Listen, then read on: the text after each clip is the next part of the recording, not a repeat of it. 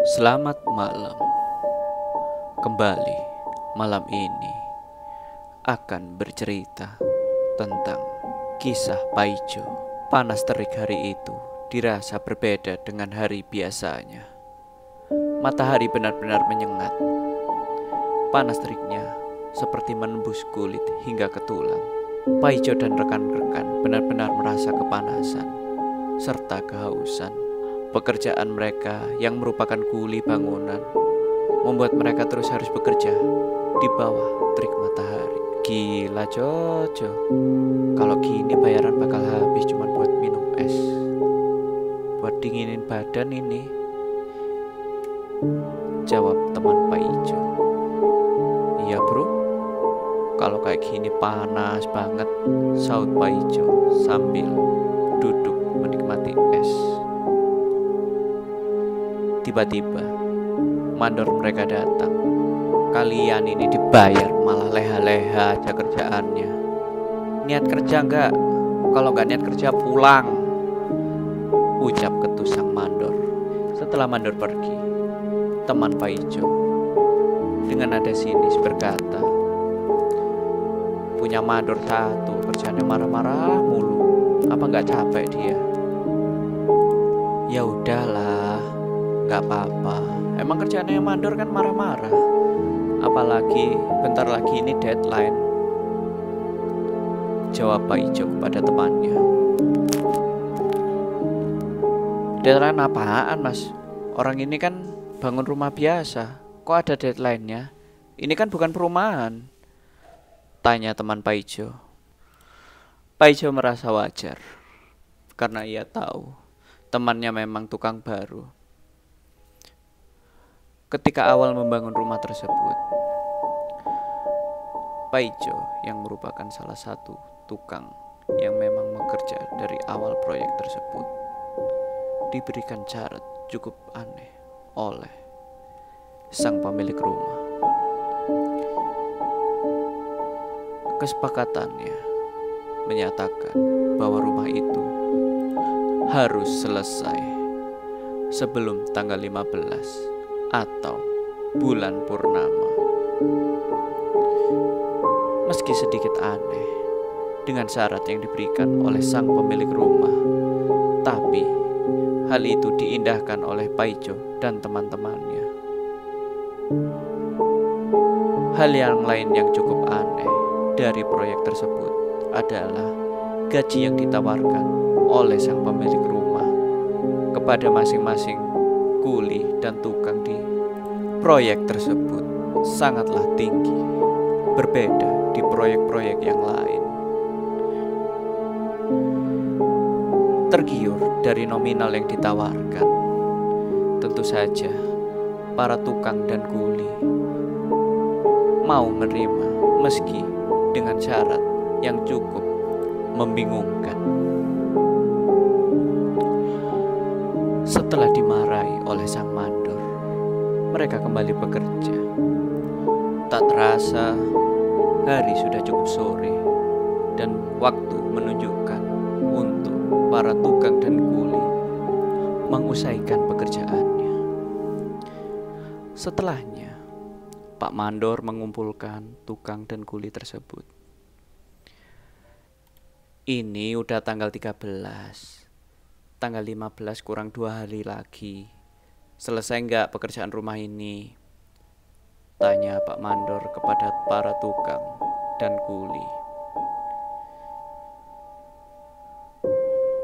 Lalu Pak Ijo yang merasa sebagai tukang paling senior di sana menjawab, Insya Allah Pak, bisa kok kalau tanggal 15. Orang rumahnya kan udah selesai, tinggal finishing aja. Paling tanggal 15 pas siang hari itu selesai semua, bisa serah terima kunci, jawab Pak Ijo. Meski berbicara seperti itu, ada sedikit keraguan di hati Pak Ijo karena selama ia bekerja di proyek tersebut sering sekali terjadi kecelakaan kerja yang sedikit tidak masuk di akal. Proyek tersebut sebenarnya sudah mengalami gonta-ganti tukang dan kuli. Tukang yang awalnya dibawa begitu banyak karena seringnya terjadi kecelakaan di tempat kerja tersebut. Satu persatu pun izin pamit pergi. Begitu juga dengan para kuli. Sehingga makin lama tukang yang bekerja di proyek tersebut pun semakin sedikit. Paijo yang sedari awal ikut membangun rumah tersebut tahu persis kecelakaan-kecelakaan aneh yang terjadi di rumah tersebut. Tapi godaan uang yang cukup besar bagi Paijo dan para tukang yang lain seperti menghipnotis mereka untuk terus bekerja di situ. Sampai akhirnya, dengan sedikit keyakinan, Pak Mandor pun menyatakan bahwa mereka harus bisa menyelesaikan proyek tersebut tepat tanggal 15. Karena ia juga merasa bahwa akan terjadi hal buruk seandainya mereka tidak menyelesaikan rumah tersebut. Sore itu, para tukang dan kuli segera membersihkan diri dan kembali ke mes yang sudah disediakan atau tempat penginapan yang memang dikhususkan untuk para tukang dan kuli. Karena tubuh dirasa sudah lelah, Paijo dan para tukang pun mempersiapkan diri untuk istirahat. Semuanya kembali. Letihnya tubuh yang mereka rasakan hari ini seperti menghipnotis mereka untuk segera beristirahat. Tak ada lagi sekedar duduk untuk bercengkrama dan menghisap sebatang rokok ataupun meminum secangkir kopi. Mereka semua seperti terhanyut untuk segera tidur dan mengistirahatkan badan mereka yang benar-benar letih.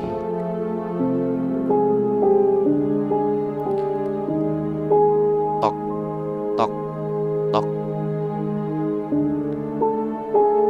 Tak lama, Paijo mendengarkan suara ketukan dari depan pintu mes tersebut. Dengan melihat HP, Paijo ingin mengetahui sudah jam berapa sekarang. Karena ia merasa hari sudah betul-betul malam. Dari layar HP-nya, Paijo melihat bahwa jam menunjukkan 11:30 malam. Paijo merasa bahwa ketukan tersebut hanyalah halusinasi atau ia salah dengar.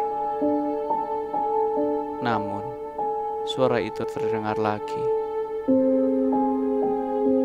Tok, tok, tok. Ketukannya makin kencang. Ia melihat teman-temannya yang lain benar-benar tertidur pulas. Bahkan temannya yang tidur di dekat pintu pun tidak mendengar ketukan keras tersebut. Akhirnya, dengan berat langkah Paijo, ia membukakan pintu tersebut. Ada apa? Paijo melihat seorang gadis cantik di usia belia berada di depan pintu, berdiri dengan polos sambil tersenyum. Ini Kang, dari ibu ada gorengan buat akang-akang, jawab gadis tersebut. Oh gitu ya mbak. Iya mbak, makasih. Saya terima mbak ya, jawab Paijo. Tak lama setelahnya, gadis tersebut pun kembali pulang dan segera menghilang di gelapnya malam. Paijo yang sedikit terheran di waktu itu kembali berpikir keras kenapa ada seorang gadis berani malam-malam keluar hanya untuk mengantarkan sebungkus gorengan yang bisa dibilang tidak terlalu banyak, kemes yang isinya penuh dengan laki-laki. Tak lama, Paijo yang enggan untuk berpikir keras karena sudah tidak masuk di logikanya, membawa gorengan tersebut ke atas meja. Lalu, dia berinisiatif untuk membuat secangkir kopi. Ternyata, tanpa sadar, suara lirih adukan gelasnya membuat salah satu temannya terbangun. Dengan ramah, temannya berkata, "Kenapa Kang, gak bisa tidur ya? Bikin kopi lagi." "Enak itu, aku temenin sebat Kang," jawab teman Paijo. Dengan ramah pula, Paijo menjawab, "Ayo boleh, sini. Ini loh tadi, ada anak gadis tiba-tiba nganter gorengan malam-malam." Di sini, teman Paijo kaget. Segera, ia berteriak, "Akang udah ambil gorengan itu? Terus udah Akang makan?"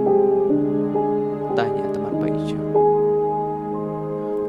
Teriakan dari teman Paijo membangunkan seisi mes. Lalu, teman Paijo segera melihat gorengan tersebut. "Belum Akang makan kan? Beneran Kang, Akang belum makan kan?" Kembali ulang tanya dari teman Paijo. Dengan santai Paijo menjawab, "Belum, aku juga ngerasa aneh sih. Makanya aku gak berani ambil. Karena gak kuat mikir. Aku bikin kopi biar bisa mikir sama sebat." Lalu nafas lega keluar dari teman Paijo. "Alhamdulillah Kang. Untung kalau gitu. Akang ngerasa gak sih kalau kita ngerjain pekerjaan yang aneh kali ini Kang?" tanya teman Paijo. "Iya, aku sadar. Emang pekerjaan kali ini agak aneh. Tapi kejadian ini benar-benar yang paling aneh." Segera teman Paijo sedikit menjelaskan, "Bukannya apa-apa Kang. Sebenarnya aku bisa ngerasain hal-hal yang gak kasat mata. Emang rumah ini sebenarnya ada yang gak beres. Tapi karena aku kasihan lihat akang-akangnya, aku tetap mau bantuin kerja di proyek ini. Apalagi Pak Mandor yang kelihatannya pusing banget. Cuman beneran Kang, rumah ini bener-bener aneh. Auranya udah gak enak dari awal kita datang sampai hampir selesai pengerjaan ini," ucap teman Paijo. Paijo yang sadar segera mengiyakan permintaan temannya untuk membuang gorengan tersebut. Tapi karena ia merasa kalau langsung dibuang akan mendatangkan malah bahaya, maka ia meminta agar gorengan itu disimpan di dapur dan mewanti-wanti teman-temannya untuk tidak sekali-kali memakan gorengan tersebut. Tak lama, pagi pun telah tiba. Mereka segera mencari gorengan tersebut di dapur, dan alangkah kagetnya mereka bahwa gorengan tersebut telah hilang. Paijo yang merasa hal ganjil ini sudah cukup, segera mengomando teman-temannya untuk menyelesaikan pengerjaan rumah itu hari itu juga. Pak Mandor yang datang terlambat begitu kaget melihat para tukang dan kulinya bekerja begitu semangat, berbeda di hari-hari biasanya. "Kalian ini, ya kalau kerja itu kayak gini, semangat terus, gak usah diawasin, kerjanya tetap serius," jawab dari Pak Mandor. Tanpa ada ucapan balasan dari para tukang dan kuli, mereka terus bekerja seolah ingin segera pergi dari rumah tersebut. Setelahnya, mereka dapat menyelesaikan rumah tersebut di tanggal 14 itu. Setelah mereka berhasil menyelesaikan rumah tersebut, Paijo segera mencari temannya yang mampu merasakan hal yang tak kasat mata. Dalam perbincangan kecil Paijo dan temannya tersebut, Paijo baru mengetahui bahwa rumah yang ia bangun selama 1 bulan lebih tersebut tidak diperuntukkan untuk ditinggali, namun dijadikan rumah hunian bagi para pembantu salah satu dukun yang lumayan terkenal di daerah Paijo. Dan gorengan beserta gadis yang mengirimkan merupakan saingan dari dukun tersebut. Hal ini bertujuan agar penyelesaian rumah itu melebihi batas waktu yang ditentukan. Kenapa? Karena bila penyelesaian rumah tersebut melebihi batas yang ditentukan, bukan hanya dukun tersebut akan mengalami kesialan, dan juga orang-orang yang membantu untuk membangun rumah hunian pembantu dukun tersebut juga akan menjadi korban.